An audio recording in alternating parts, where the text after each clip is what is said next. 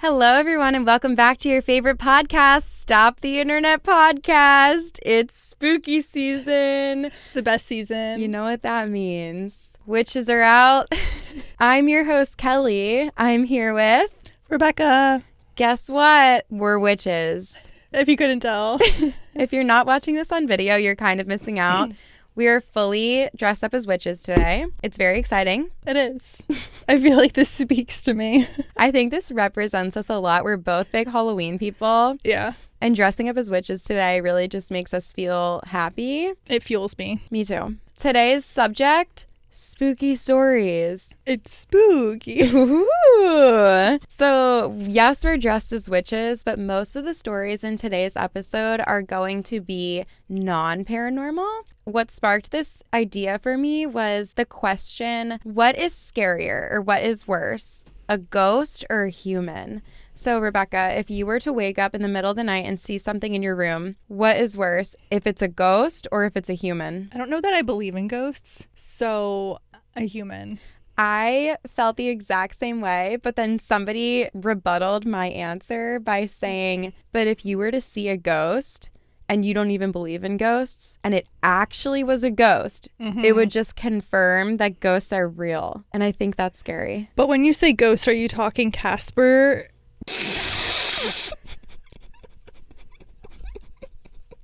And when you say human, are you talking Taylor Swift or fucking axe murderer?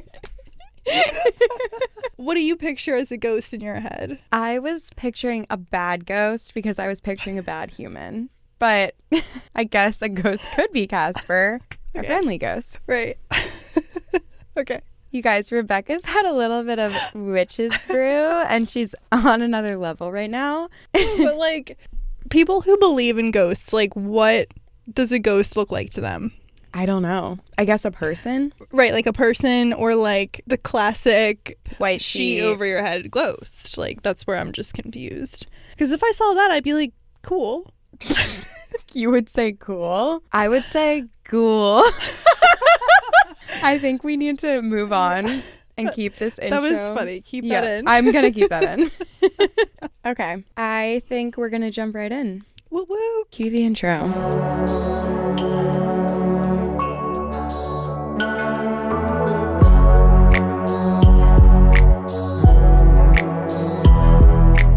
Not me, but my uncle, who lives in a secluded area in the woods alone. It happened during the winter. He came back from the bar late one night. He went through the front door and decided not to hang his coat, but he throws it on a dining room chair. He sits down on the couch and watches bottom line for the Flyers score. Ooh, Philly, shout out.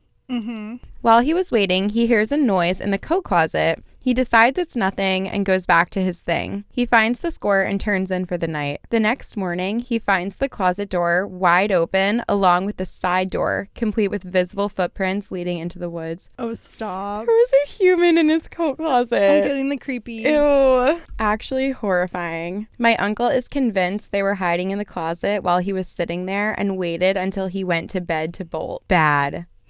Somebody said, yes, people often rob isolated houses in the woods and cabins around there when owners aren't home. He probably heard the uncle's car coming in and hid. The fact that he waited to bolt makes me think the guy didn't want to escalate the situation. Scary, but he wasn't a type of violent criminal. Okay. Fair. Not all criminals are the same. That's so true. That's so profound. This happened a couple months ago, actually. I've never been one for exercising early in the morning, but I would do anything if it meant I could see my boyfriend. So I woke up extra early while my partner was heading out to my house to pick me up so we could go to the gym. It was 5 a.m., so it was still dark out. Nonetheless, I waited by the door. I couldn't wait to get in his car to go to the gym to spend the rest of my day with him. So wholesome.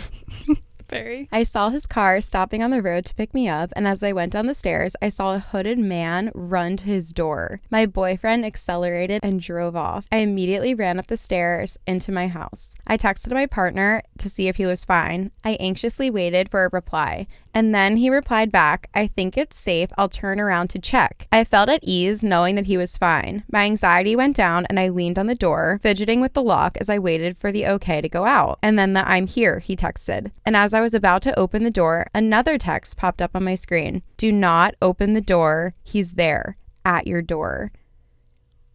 I was frozen in shock. My heart had sank, and I looked at the white piece of wood that stood between myself and an attacker. I looked at my hand, which was holding the lock about to open.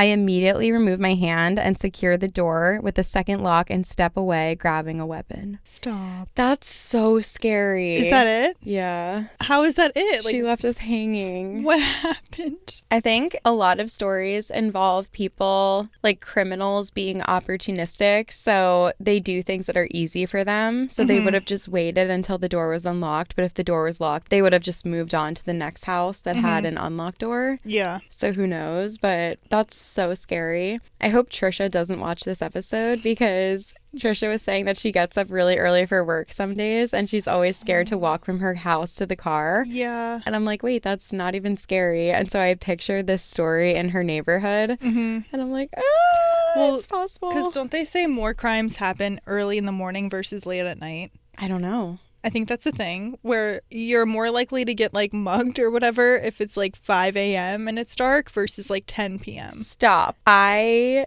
swear I didn't just make that up, but I've definitely heard that before. That's so scary. Like neither are good if you're walking somewhere alone, or like I think a morning is like worse. That's so scary, because sometimes when I'm alone in my house and it's the middle of the night and I wake up, I'm like, okay, it's only a few more hours until 6 a.m. And then once 6 a.m. hits, we're good, because then it's basically the daytime, but then that's still the morning. I mean, yeah.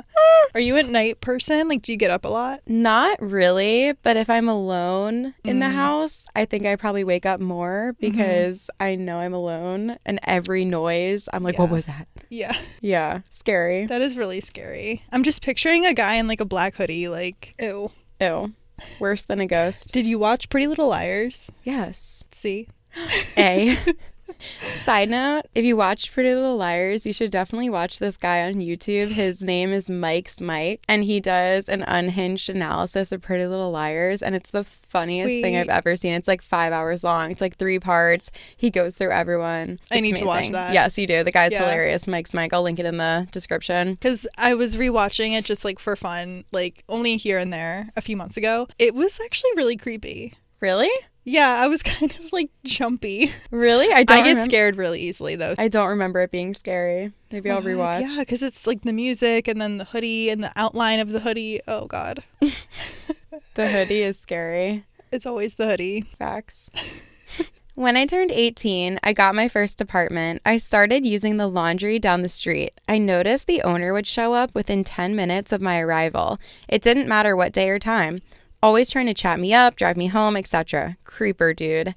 One day, a man I didn't even know was there and yelled at him for staring at my clothing in the dryer while touching his hand to the door. He was staring at my panties. Panties? Oh. It was so uncomfortable. I began to take my laundry back to my parents. About 10 years later, scrolling through Facebook, I see an age progression for a teenage girl who disappeared from that laundry a week before I began going there. I never forgot how scary he was and would have remembered any missing child posters or even newspaper articles because I was a daily reader back then. Turns out, this guy was the only suspect. He also lived across the street from me, and it explains why he always arrived when I showed up. I had to walk past his place with my clothes. She's never been found. I have chills. That's so scary. Ew, he was just like, imagine seeing someone staring at a washer, just touching the door, like wide-eyed staring at the washer. I literally have chills. It's not horrible. Okay. Wait, speaking of, recommendation for a short film. It's called The Princess Cut on HBO. My friend Lauren stars in it. It's a 20-minute short film. Amazing short film. Yeah, it's set in a laundromat. It's so good. And Lauren Lavera, shout out. She's an amazing actress. She is the star of the short film. Oh my God. Amazing. So if you have HBO, watch The Princess Cut. It's amazing. I'll watch it. We should watch it after this. Yeah. Okay. It's so good. Wait, was that it? That was that story. Damn, these are boogie.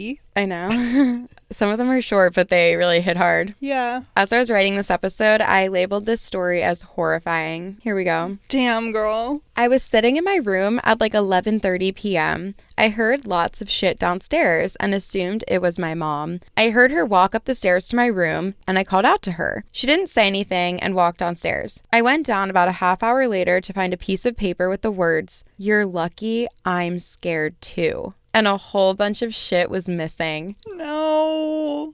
I called my mom. She still hadn't arrived home from a dinner she was at with friends. I called the cops and locked myself in the bathroom, but I think they left when they realized I was still home. Probably the most scared I've ever been was when I was hiding in the bathroom. Not the note. Horrible. They left a note? A literal note that said, "You're lucky, I'm scared too. Please." Like, please spare me. Spare me your scaredness. It's giving urban legend, but I truly believe this is true. Yeah, I do too. Horrible. Horrifying. I don't like Scary. this. I don't like it. Scary. Is that the end? That was the whole story. Yikes. Imagine literally finding their note. Spooky. A couple of months ago, my husband and I were road tripping across the U.S. At 3 a.m., we stopped at a rundown gas station in the middle of nowhere, Nebraska. By the middle of nowhere, I mean the middle of nowhere. The gas station was the only building in the area, and it was surrounded by empty fields. It was maybe 2 miles off the interstate. That's so scary. Yeah, yikes. At 3 a.m., it was pitch black outside, and the lights at the gas station were the only thing that illuminated the area. Since the gas station was closed, we were the only people there. My husband filled up the Jeep, and we spent a few minutes rummaging through the bags because we couldn't find my purse. After a while, an SUV pulled up right next to us. The driver was a white man in his late 20s or early 30s. At that point, I was sitting in the passenger seat, and my husband was about to get into the driver's seat. The man approached my husband and I and said, "I lost my iPhone here. Have you seen it?" Suddenly, a sense of dread filled the pit of my stomach as I noticed that he already had a phone, a flip phone, on his hip. I studied his face. While he looked unassuming, there was something off about him, something sinister. "I must have left it in that field over there," he said. The field was pitch black. "Can you help me look for it?" My husband already had his iPhone out with a flashlight on. He's such a good Samaritan. He started to follow the man. Oh my God. I whipped out my phone and texted him, "Leave." My husband immediately saw the text and looked at me. I must have looked terrified because he just ran, jumped into the car, and we booked it out of there. As we were leaving, I looked back and saw the man get into his car. We drove for about 20 miles on the interstate to a rest stop and slept there. After a short time, my husband woke me up and told me to look through the passenger side window. The man had pulled up right next to us. There were some empty parking spaces at the rest stop, and he still parked next to us. The creepy part is that we were parked at the very end of the rest stop, and the spot next to us wasn't even a parking space. We had our seats down to help us sleep, so he probably didn't see us in our Jeep. We quietly watched him get out of his car, look over our Jeep, and walk into the building, probably looking for us. As soon as he entered the building, we snapped our seats back up and hauled us out of there. We drove for about 50 miles and found a hotel about 6 miles north of the interstate. We never saw him again. Scary. Yeah, he was obviously trying to murder you. Or human traffic them. But I feel like if he was taking them to a dark field, it was just to like murder. True, at 3 a.m. 3 a.m. and I'm still awake. Facts. That's so scary. Guys, don't really... trust anyone. Why would the husband follow him? Like, I'm sorry. The update to the Reddit story was, "You might call my husband naive, but in his defense, he had just lost his last living parent unexpectedly. We were on our way home from the funeral, so he wasn't all there at the moment. So we'll cut him some slack. It was nighttime, but please never trust anyone ever." I also think they should have driven further the first time. Yeah, probably. Because when she said 20 miles, I was like, that's really not a lot. Yeah, that's only like 20 minutes. Yeah, you should have driven like 100 miles. True. But then, I don't know, because then he still maybe would have followed you. Right. That's so scary. Gosh. Ew, I hate it. I really hate that. There's a lot about phone calls. Should I do another phone call one? Yeah. I feel like phone calls, the idea of scary things happening over calls is always spooky. Mm-hmm. Totally. A couple years ago, I was talking to my buddy on the phone. It sounded like he was driving and I heard turn signals and shit, so I said, "Where are you going?" He's like, "What are you talking about? I'm at home on the couch." I thought that was weird. Then when we said bye, I stayed on the line a few seconds later and I hear the creepiest whistling. It scared the shit out of me. I texted him, "Were you just whistling?" He said, "No, WTF." Not sure if he was fucking with me or somehow somebody was on our call, but it scared the shit out of me. Okay. Whoa. That made me think of an actual terrifying story that literally makes my blood run cold, and it's true. Okay. When I was in grade school, a girl that lived a couple houses down from me had a story like this. You know, maybe it was an urban legend, but it was told to us as if it was true, and I feel like it was true. Okay, so for the sake of the story, it's true. Okay. Her friend was home alone one night and heard noises coming from upstairs and got really scared. So the girl calls the police. She was like, "Oh my God, I'm home alone. I just heard all these noises coming from upstairs. I'm so scared. Please help me." And then she's like, "Okay, I'm so sorry. Like, it was probably just nothing. I'm sorry. Like, I feel like I'm wasting your time. So sorry. Just don't even worry about it. Thank you. Have a good night." She hangs up the phone. It's a landline. A few minutes later, the police arrived at her house and she's like, "No, it's fine. Like, it's no one." And they're like, "Oh, we're just going to check the house, make sure everything's okay." She's like, "Okay." They check the house. They find a man underneath of her bed with a knife. And Alive? alive. And she was like, "How did you know to come? How did you know there was actually somebody here?" And they said, "After you hung up the phone, we heard another person hang up the phone. They were listening to her conversation from another landline phone, and they hung up their phone after she hung up hers, and the 911 operator heard 2 phones hang up. But the girl said she was home alone." Okay, wait though. If the guy was under the bed listening. Well, who knows where he was when she called? He could have been anywhere when she called and then went under the bed to wait for her to go to sleep because he's like, "Oh, I'm in the clear. The police aren't coming. I'm just going to wait in her room." And do what? Kill her? I'm not the guy. I don't know. Maybe. I don't like it. I don't like it. Scary. Yeah. This is kind of scary. This is like real human scary things. Oh, okay. wow. Okay. Like the rest haven't been, LOL. I like can't tell if these are scary or not. I just get easily scared. Like I'm not going to be able to sleep tonight. I already know. Bad. Okay. My dad, sister, and I took a trip to Vegas together. We stayed at the Stratosphere Hotel. We got into an elevator on the main floor, and there was one other lady with us. The lady pushed the button for her floor, and we pushed ours. As the doors were closing, a man stuck his arm in and said, "Oh, wait for me. Haha, sorry, guys," and hit his floor. Let's say it was 14. When the elevator started going up, he started to make small talk with all of us. Then it reached 14, and he didn't get off. My dad even asked, "Did someone hit 14? And the guy just straight-faced said no. I don't remember if the lady got off before my family did, but when we got off, the guy waited a bit and followed us off. There were a few turns to make before getting to our room. All of a sudden, I heard my dad tell my sister and I to stop walking, not in English. He turned around to see the guy following us. The guy turned around quickly to act like he wasn't caught. My dad told us to go back to the room first, and he watched the guy for a bit longer. He turned and looked at my dad too. My dad watched just a bit longer before coming back.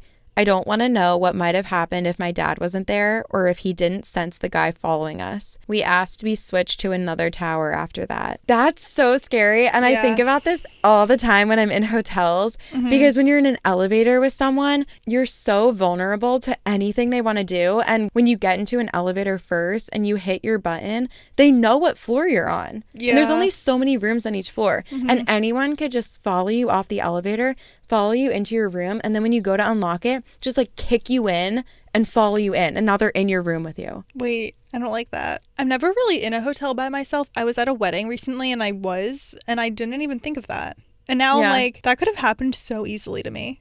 Yeah.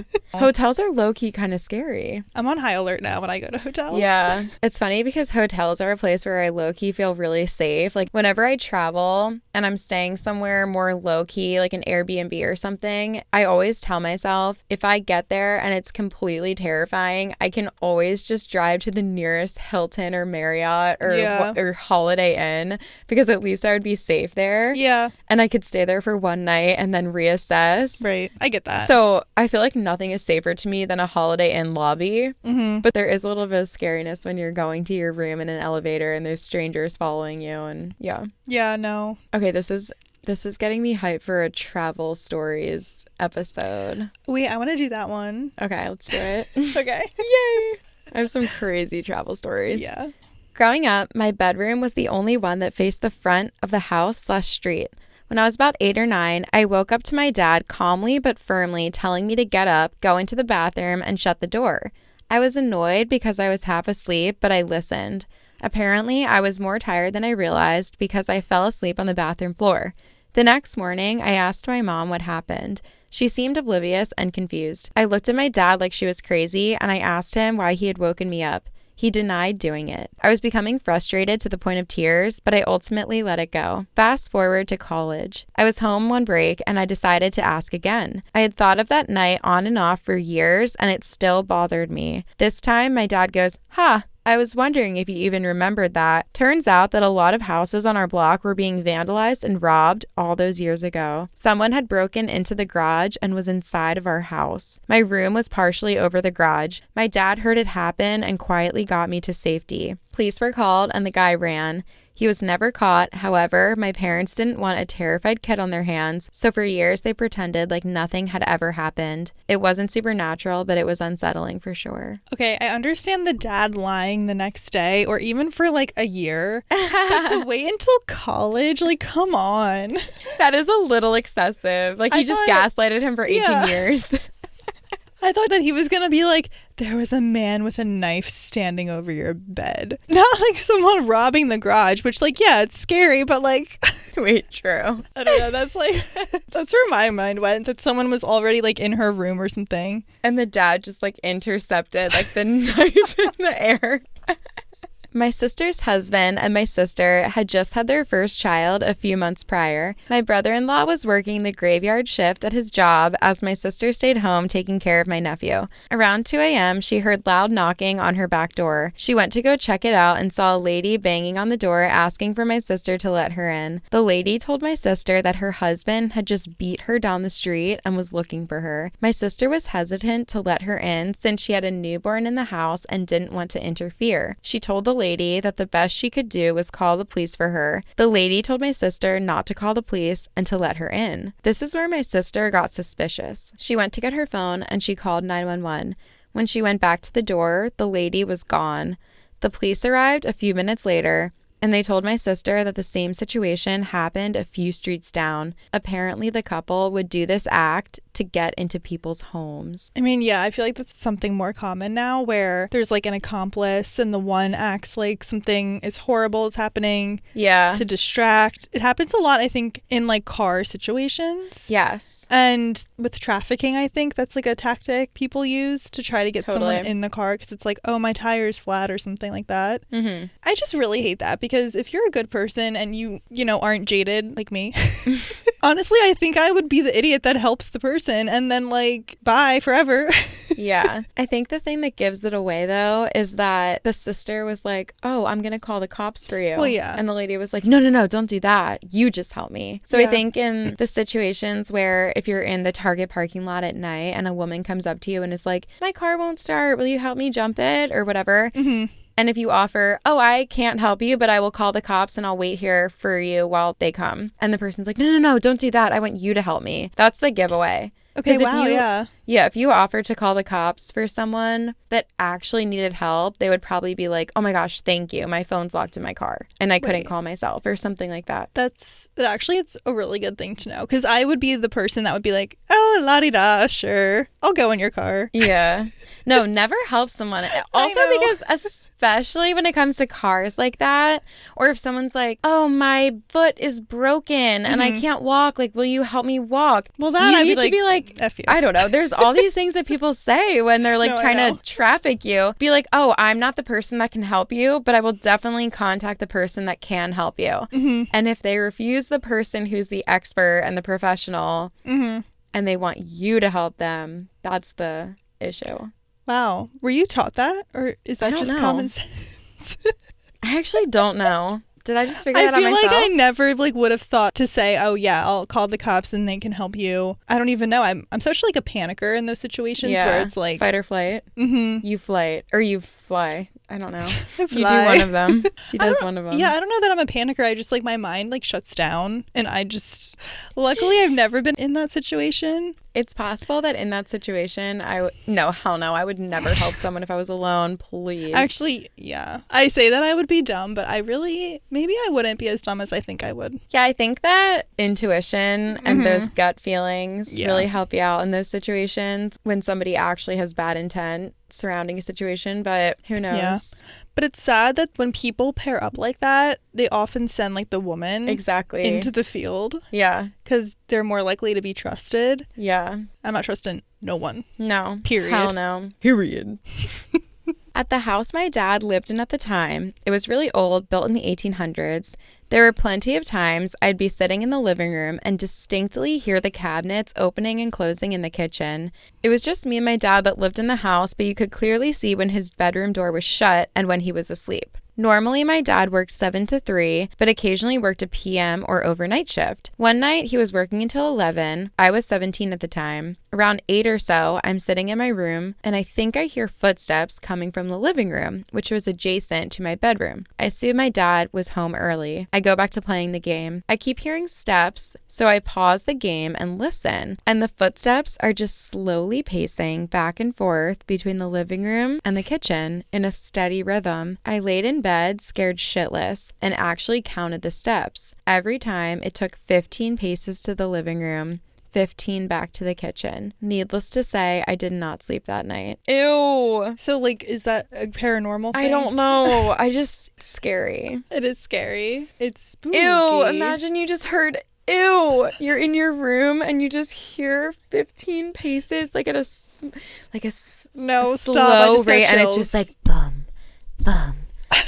Don't say and then like it's that. 15 and then it just pauses for 10 seconds and then it turns around and each footstep gets closer to you and it gets louder and louder and louder and then it's right outside of your bedroom and then it turns around and it paces away and it gets softer and softer and then it comes back and it's louder. That's so scary. Okay, no more witch's brew for you.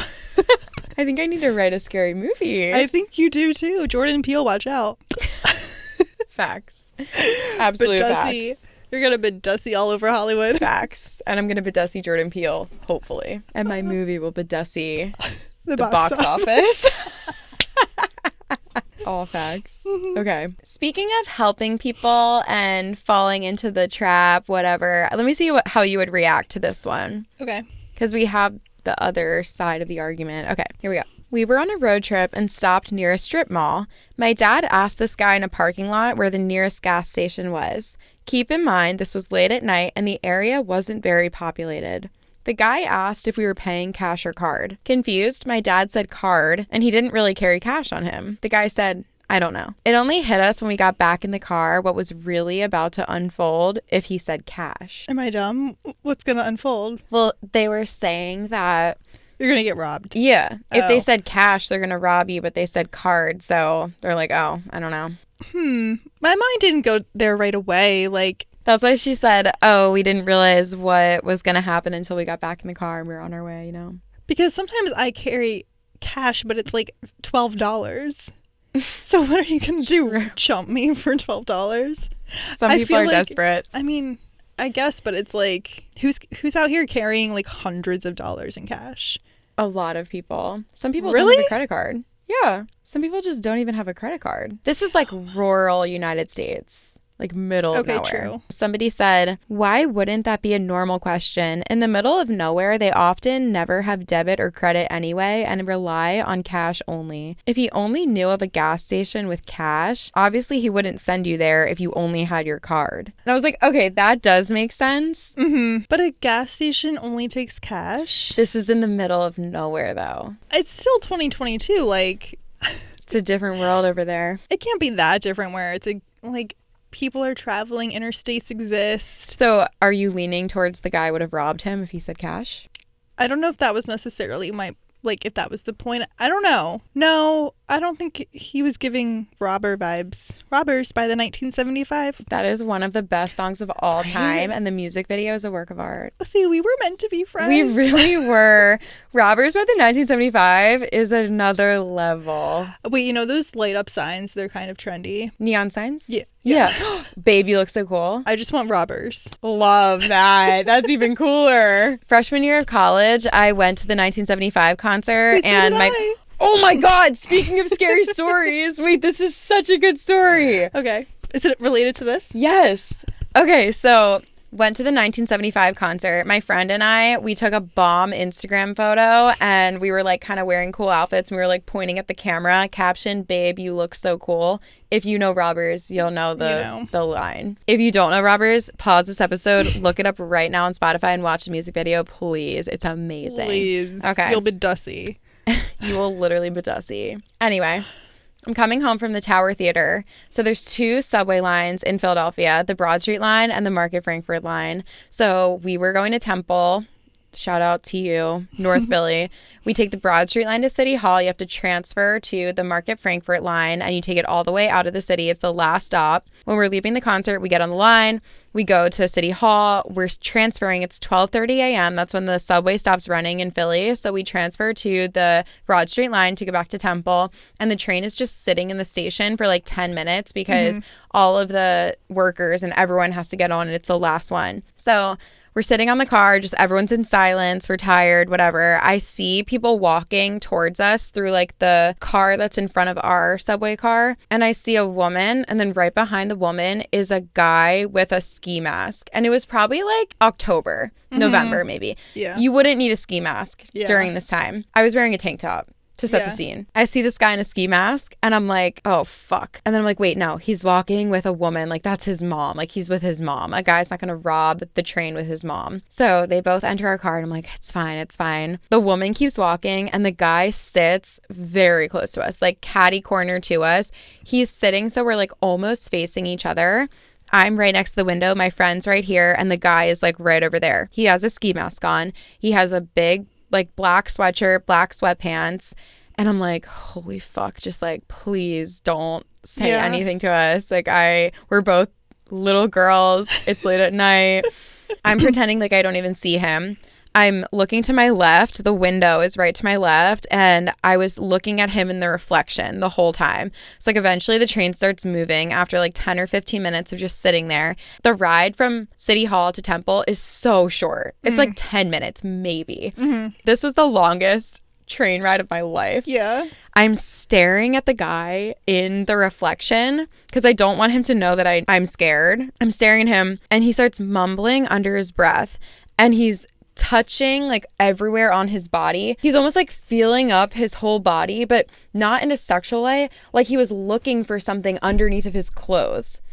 I was looking for the outline of a gun, like on his sweatpants or something. I don't even know. And then he starts pulling out like 6 iPhones out of his pocket. And he's mumbling under his breath. And he's like, blah, blah, blah, blah. This is my train now. And then he goes, I see them eyes. And I was like, I looked away so fast because I thought that he couldn't. I don't know if he was talking to me when he said that. I took out my phone and I literally started drafting a text to my parents. And I was like, thank you so much. It's been great. Kellee, goodbye. I'm not kidding. I had a text drafted to my dad and I was saying like, thank you so much. Goodbye. I was so That's scared. terrifying. He And it was like, stole those phones. Well, that's what I thought. And he's like feeling up like his whole sweatpants. I'm like, oh, he's probably going to reach up his leg and grab a gun and like just steal or rob everyone on this train. My friend, I was like, oh, she has no idea. We did not speak to each other the whole time. And I was debating, like, do we get off at a different stop? But then I'm like, this is the last train. And if I get up to stand up at a stop that's not ours, my friend's going to be like, what are you doing? This isn't our stop. Right. So I was like, I can't do that. So I was literally just like praying. And when we got to our stop, we both stood up and walked off, and I thought he was going to follow us, but he didn't. And a lot of other people also got off at our stop. Yeah. So we weren't alone anymore, and he stayed on the train.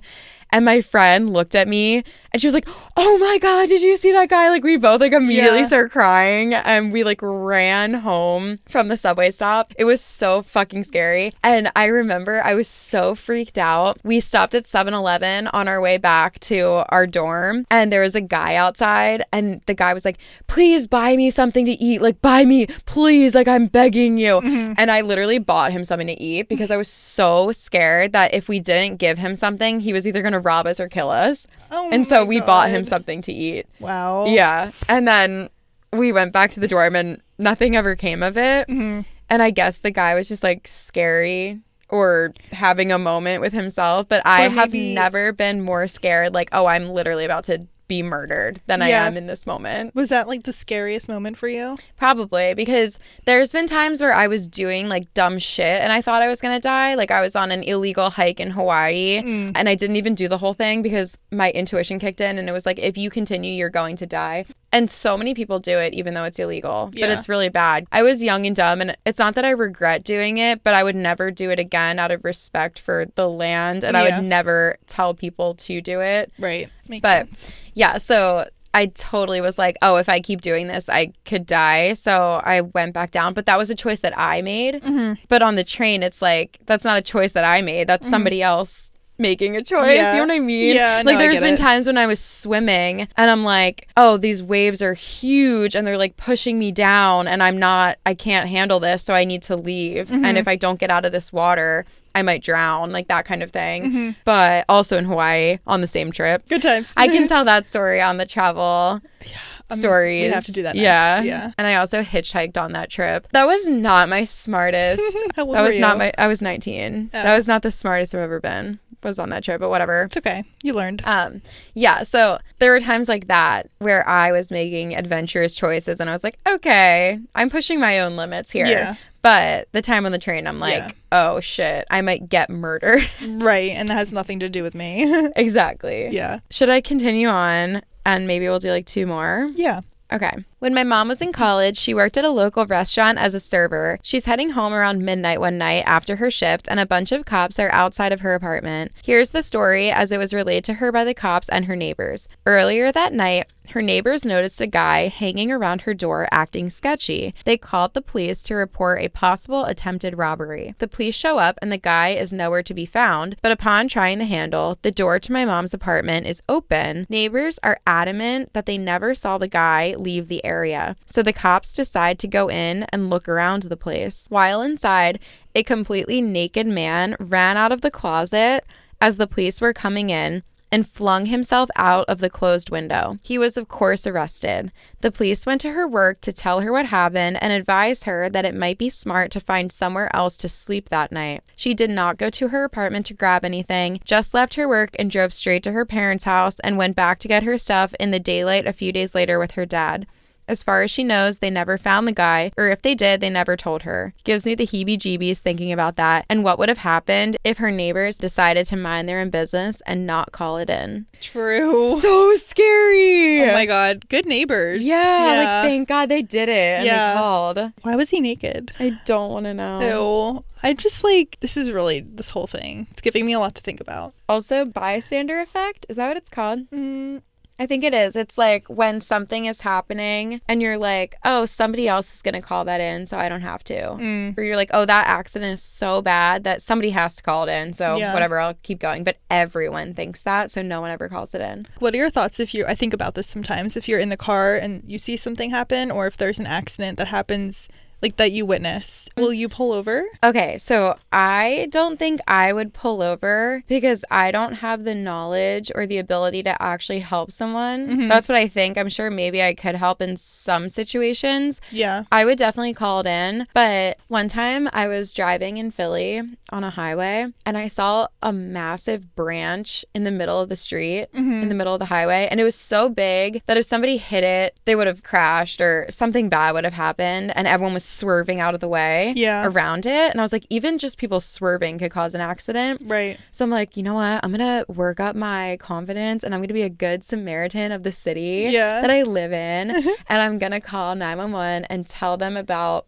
the branch in the middle of the road. Yeah. And I called 911 while I was driving, and it rang for like 5 minutes and nobody answered. Nobody answered my 911 call. Isn't that so weird? Is there an alternate number to call if they don't answer? Is that something you should know? Because I feel like I don't know. That's the thing. I mean, I called 911 because obviously it's not an emergency, life-threatening, although it could be. There's a branch in the road. In theory, I was going to say, can you connect me with Philly police so I can tell them about the branch? But nobody answered. And I was like, what if I was being held hostage? Yeah. Wow. Good to know. Like, shit. Okay, cool. So good to know that 911 can ignore your call, but okay. Right, I'll just call my dad. I'm like, great. So next time I see a branch, do I just not even call it in because they're not going to answer? Yeah, screw that. You tried. It was like during the day too. It's like 11 a.m. probably on a Saturday. Right. I'm like, this is not the time where crime is the highest. I had to call 911 once and they answered first ring. No way. Why'd you have to call? I totaled my car like 2 years ago. That's scary. But that was a situation where people, it wasn't really a place where you could stop, but the people that did just like, are you okay? You know, that's nice. Yeah. But then there's the people that like, and this happens all the time when there's traffic, it's because people are just slowing down to look. And it's like, okay, like stop. Yeah. I've definitely slowed down to look. But I try not to. But if you're already having to slow down, you're obviously going to look. Yeah, but, like, exactly. Just the general premise of doing that makes no sense to me. It's just interesting to people. I guess, but like... I think there's a term for it.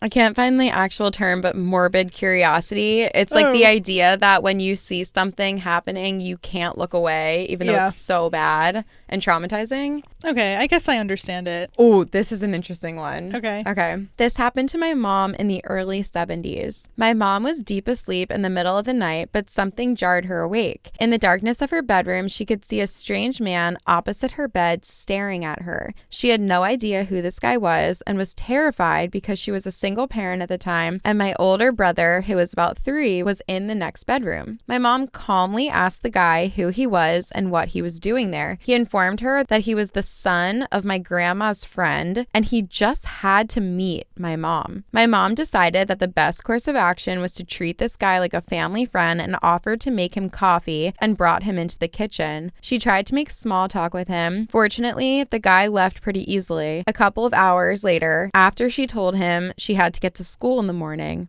my mom thought for sure she was going to be murdered by this guy. She never learned how he figured out where she lived, but as far as she knows, he never bothered her again. My grandma actually told her friend about that, and apparently the friend was horrified by her son's behavior. I don't know much more than that, as my mom never saw him again. Could you imagine a stranger in your house and you have that much composure to be like, this guy's clearly crazy. I need to like pretend like I respect him so that he doesn't act frantic and kill me. Right. She like pulled that shit together for a couple of hours. And in the dark. Oh my God, that's my biggest fear too. Like I think about that sometimes, like waking up and there's just someone like standing there. Horrible. Absolutely not. I remember one time I was on spring break in Florida and we were staying at this hotel that was like haunted hotel. Like that's not why we stayed there, but people said it was. Yeah. Some of my friends were like, oh my God, this is so scary. Like haunted hotel, blah, blah, blah. And I woke up in the middle of the night one night and I really had to pee. And I was so tired. And I was like, I'm way too tired to care about a ghost. I'm like, I'm not scared at all. I'm just so tired. I have to pee so bad. And I'm going to pee and just go back to sleep. And I'm, I don't know. It's kind of funny when you're so tired that like it doesn't affect you. You're like, all I care about is getting back to bed. Right.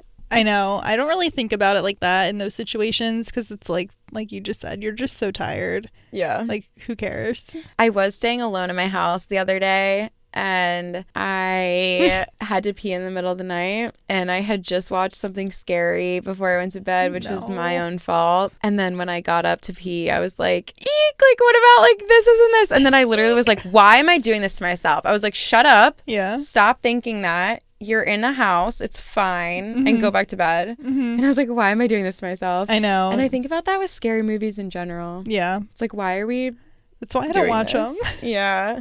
I used to watch a lot more scary movies, and I will say my ability to control my mind in these situations where I used to spiral and be so scared, I have gotten better at it since I stopped watching the movies. Oh, good. So I do think scary movies kind of negatively affect us. Yeah. In a way. Let's do one more kind of funny one. Okay. When I was around 16, my growing family moved from the house I had spent my entire life in.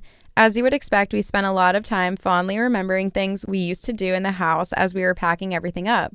At some point, I decided to go into the downstairs closet with a flashlight and read, something I used to do when I was younger to get some peace and quiet. Now, this is one of those deep closets that goes under the stairs into a very low, maybe 3-foot high space. This space was largely occupied by a mountain of old blankets and stuffed animals. Of course, this is the most fluffy spot to sit and read. About an hour in, I shift a little to get comfortable, and I hear a low, slow, warped, hoarse voice say, "You always make me happy." I flipped my shit, hit my head on the low ceiling, and practically broke the door down getting out. After hyperventilating and explaining to my family why there was no color left on my face, I went back in to see what it was. It was my little stuffed bear from when I was 3 or 4 that I happened to lean on just right to press his belly. When I pressed his stomach again, though, nothing. The poor bear I hadn't played with since I was a toddler used the last of its power, its last dying breath, to tell me how I made it happy. Oh my gosh.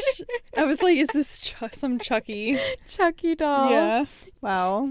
Not everything is actually scary. One more spooky season shout out. Everyone, if you're interested in spooky movies, you should definitely go see Terrifier 2. It's a horror slasher film starring Kelee and Lauren Rivera, 2 of the most talented actresses that have ever walked the earth. Definitely go see Terrifier 2. It's now in theaters and it will probably be on streaming services later. I don't know. Another shout out to spooky season. Go watch The Princess Cut on HBO. It's like a psychological thriller short film. It's so good.